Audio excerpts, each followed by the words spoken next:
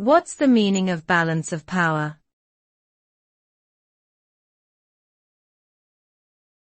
Balance of power.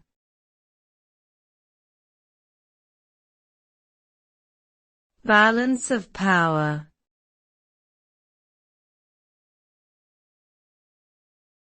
Balance of power.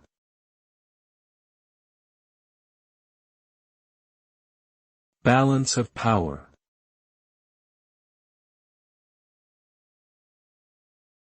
The balance of power refers to the distribution of power among nations or other international actors that ensures that no single actor is able to dominate others. It is a concept rooted in international relations theory and has been a key feature of world politics for centuries. The idea is that by maintaining a balance of power, states can avoid conflict and promote stability. This can be achieved through various means, such as alliances, diplomacy, and military buildups, depending on the specific context.